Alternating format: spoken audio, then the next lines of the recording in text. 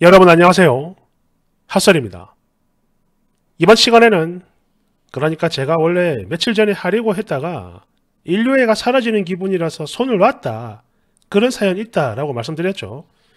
그랬더니 많은 분들이 해달라 해가지고 가지고 왔어요. 무수정 원본입니다. 보죠. 원제, 소아과의 현실. 이 나라의 젊은 의사들은 어쩌다가 소아과를 포기하게 되었나. 이 부분 잠깐 짚고 넘어가겠습니다. 저도 며칠 전에 뉴스를 봤는데요. 거의 전멸이랍니다. 이게 소아과 전공의 지원 모집이 10명이면 이게 10%가 안 된대요. 한 명도 안 하는 거지. 진짜 거의 절멸 수준이라고 합니다. 자, 보죠. 출산율이 낮아서 소아과를 안 하는 게 아닙니다. 애 5명에서 1명으로 줄었다지만 그러니까 한 명에 한 번씩 총 5번 와야 할 걸 애 하나를 데리고 10번 와요. 아이는 5분의 1로 줄었지만 오히려 진료 횟수는 그 2배죠. 점심을 평소보다 덜 먹고 트림을 2번이나 해서 배에 이상이 있을까봐 걱정된다며 애를 데리고 옵니다. 그리고 이마에 목이 물린 게 사흘 넘게 자국이 남아있다고 응급실로 와요. 진짜로 옵니다. 응급실로. 절대 출산아 수는 적지만 미수가, 선천성 질환, 만성 질환자들 급증해가지고 환자군의 크기와 필요한 진료량의 규모는 적지 않아요. 소아 인구가 줄어서 비전이 없다 소리는 제가 전공의를 지원하던 15년 전부터 나왔던 말이지만 그래도 꾸역꾸역 하겠다던 매니아층이 있었습니다. 저를 포함해서.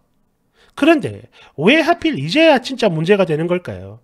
의사를 때리는 보호자 이야기 많이 올라오는데 솔직히 실제로 폭행이 그렇게 흔한 일은 아닙니다. 저도 주먹으로 직접 맞아본 적은 없어요. 그런데 폭언과 그 무례함은 여러분이 지금 무엇을 상상하든 그 이상입니다. 얼굴에 손이 직접 와닿지 않았다 뿐이지 정말 뺨을 한 대 후려 맞은 것처럼 그런 거지같은 기분이 들게끔 말로 사람을 죽이는 부모들이 있어요. 더 문제는 이걸 어쩌다 한 번씩 만나는 게 아니고 상상을 초월할 정도로 많다는 거죠. 기본적으로 부모들이 팔짱을 낀 채 위아래로 훑어보고 매우 많은 분량의 언어에 짜증이 묻어 있습니다. 그냥 사람 자체가 짜증이에요. 그럴 거면 도대체 왜 데려오는지 모르겠는데 아무튼 부모들에게 소아과 의사의 포지션은 대충 가해자 혹은 사기꾼, 그것도 아니면 돌팔이, 그것도 아니면 저임금 노동자 사이에 그 어디쯤에 있나 보다 싶은 생각이 들 정도로 기본적인 의사소통 매너를 갖춘 보호자가 드물어요. 그리고 뭐 하나라도 본인 마음에 안 들면 대면 혹은 온라인 갑질이 시작이 되죠. 애가 먹을 건데 포함된 그런 배민 리뷰들 있죠. 혹은 폐업한 키즈 카페 사장님들 사연들 보신 적 있죠? 다 접었다고.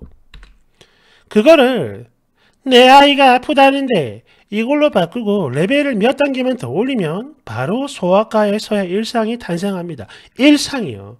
부모 마음에 걱정돼서 한마디 붙이면 온갖 무례와 갑질과 폭언과 폭행이 용인되는 그런 나라예요. 그러고 보니 저도 주먹으로 맞은 적은 없다 뿐이지 보호자가 집어던진 약봉지나 처방전에는 많이 맞아봤고요. 멱살은 뭐 잡히기 1초 전까지 여러 번 가봤고 소리 지르고 협박당하는 일은 잊을만 하면 어김없이 한 번씩 겪고 있어요. 네가 물렁해서 그런 거 아니냐고요? 그럴 리가요. 우리는 싸구려 의사라서 예, 싸요. 심지어 엄청 쌉니다. 너무너무 싸죠. 스타벅스 커피가 아니라 편의점 커피보다 쌉니다. 커피 중에 소아과 진료비보다 저렴한 건 아마 제 생각에 레스비, 그 파란색 캔 있죠. 그거밖에 없을 거예요. 솔직히 수입은 두 번째 문제고 돈을 몇백 원, 몇천 원 내고 나가면 보호자들이 그 진료 자체를 몇백 원짜리로 봅니다. 심지어 커피 한 잔 값도 안 되는 그런 몇백 원짜리 정보를 손쉽게 제공하는 존재에게 부모들이 뭐 얼마나 대단한 존중을 보일 것 같습니까? 없어요. 커피 한 잔에 6천 원이면 들고 다니며 마시고 만약 그게 6만 원짜리다. 그런 커피라면 브랜드 굿즈까지 사겠지만 600원짜리 커피는 그냥 한두 모금 마시다가 버릴 거잖아요. 전문의의 진단과 처방이 싸구려이다 보니까 닥터 쇼핑은 당연한 거고 약은 너무나 하찮으며 진료는 내가 평가할 재료일 뿐이죠. 이곳은 강약약강의 나라이고 저도 아이들을 키우는 입장이지만 모성애 부상이라고 표현하기에 우리나라 부모들은 너무나 갑질해. 그리고 다양하게 도가 텄어요. 갑질의 제왕들이야. 소아과 의사가 되면 이런 자괴감을 매일매일 견뎌야 한다니까요. 다른 거 해도 되는데 굳이 소아과 하고 싶겠냐고 이러니까. 그럼에도 불구하고 매니아들로 근근히 이어지던 소아과 지원율이 명백히 추락을 해버린 건 2017년 이대 목동병원 신생아 사망사태 이후입니다. 이런 사건이 있었나 봅니다. 그때 법원과 행정기관 그리고 그 누구보다 국민들이 너무나 명백히 알려줬죠. 너희는 환자를 일부러 죽이는 존재다. 그러니 형사처벌을 받아야 하고 아기가 죽었다면서 그럼 죽일 사람이 있을 거 아니야. 책임을 져야지. 누군가 감옥에 가야지. 안 그래? 고의적 위해가 아닌 일반적인 진료 행위의 결과에 형사재판을 거는 나라는 대한민국이 유일합니다. 이거는 잘 모르겠어요. 이 사람 주장이 그런 겁니다. 저한테 뭐라고 하지 마세요. 저는 잘 모릅니다. 여러분이 생각하시는 것보다 그 사건이 소아과 의사들에게 미친 여파는 진짜 어마어마했어요. 의대에서 제일 먼저 배우는 게 치료 잘 하라는 게 아니라 머시기인데 사람들은 우리를 살인자라고 불렀어요. 동료들이 선배가 아무것도 모르는 전공의들까지 형사소송에 휘말리더니 하루아침에 감옥에 갑니다. 그냥 하고 있던 일을 하고 있었고 닥친 상황에서 매번 그래왔던 살리려고 했던 것뿐인데 살인자 소리를 들으며 여론의 문매를 맞았고 실제로 감옥에 가요. 법정 구속이 된다 이거죠. 의사의 모든 행위는 환자의 안녕을 위함이라는 그런 당연하고 단순한 명제를 아무도 인정해주지 않아요. 나도 내 자식이 있고 대부분 모든 상황에 내 자식이어도 똑같이 했을 일들인데 나의 동료가 하루아침에 자기 자식들을 못 보게 되었다는 이야기들이 연이어 들려왔어요. 한두 건이 아니라 계속 들려온다 이거예요. 내 자식을 살려내 하고 멱살을 잡는 드라마의 그 클리셰가 속이 시원합니까? 10%의 가능성에도 살려보겠다고 애쓰는 그 의사는 그런 경험을 몇 번 직접 혹은 간접 경험을 하고 나면 50%의 가능성에도 섣불리 나서지를 못할 거예요. 무서우니까. 그러니까 소아과는 더 안 합니다. 성인 환자의 죽음이나 손상에 비해 보호자들은 더더욱 비이성적으로 반응하고 고소를 하고 또 여론도 판결도 의사의 선의나 불가항력을 인정해주지 않는데 내 자식, 내 가족을 내팽개치고 감옥에 갈 리스크까지 져가며 그렇게 할 수 있는 직업은 세상에 없을 거라 이거죠. 사명감이 없다고요? 지 부모, 자식, 배우자 돌보는 게 뒷전인 의사가 그럼 인간적이고 사명감이 넘치는 겁니까? 당신은 당신의 직업에 그만큼의 사명감이 있어요? 그런 거냐고. 의사니까 그래야 한다면 그럼 그만큼의 존중이 이 사회에 있다고 진심으로 그렇게 생각을 하나 이걸 여쭙고 싶어요. 아니죠. 그래서 못하는 겁니다. 돈 못 벌어? 됐어. 적당히 먹고 살면 됐지. 보호자들이 진상이야? 아유 하루 이틀 일이야 이게. 애들이 뭔 죄겠어. 근데 내 자식을 두고 감옥에 가야 할 수도 있대. 이건 아니지. 이런 생각이 들지 않겠어요? 여기서 오해를 하시는 게 수요 공급 곡선이 해결해 줄 거다. 여전히 소아 진료 볼 의사는 많다. 아동병원 활용하면 되는 거 아니냐 이런 분들 계시는데요. 맞아요. 어차피 소아 인구 줄고 있는데 소아과 전문이 충분히 많고 동네 병원은 계속 잘 돌아갈 거예요. 다시 말해서 감기 이런 진료는 10년 뒤에도 아무 문제 없다 이겁니다. 소아과 없으면 이비인후과나 가정의학과 가도 돼요. 그런데 미숙아를 낳았을 때 그 아이를 살릴 수 있는 의사는 없을 거예요. 아이가 중증 질환으로 진행될 때 그 아이의 병의 전문성을 가진 세부 전문의는 없을 거다 이거예요. 요로 감염까지는 어떻게 해보겠지만 투석을 해야 하는 아이는 포기를 해야 될 겁니다.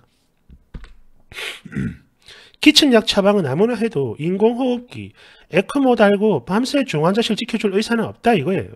팔다리 부러진 아이는 어떻게든 고쳐보겠지만 대형 사고로 중증 외상을 입은 그런 아이는 볼 수 있는 의사가 아예 존재를 하지 않아가지고 이송을 하는 것 자체가 의미가 없어지는 그런 날이 온다 이거야. 그리고 그 시간은 수요 공급 운운하는 그 느긋한 논의의 시간을 결코 기다려줄 수 없을 겁니다. 10년 안에 교육 가능한 의사들이 절반 이상 은퇴해버릴 거고 병원들은 유지 안 되는 병상을 줄이거나 없을 거거든요. 서울대, 아산, 삼성 가야겠네. 이런 말씀들을 하죠. 죄송하지만 안타깝게도 그곳은 이미 365일 풀베더입니다. 꽉 찼다 이거겠죠. 저도 제가 하는 일에 대해서 나의 이 직업에 대해서 이렇게까지 이야기하고 싶지 않았어요.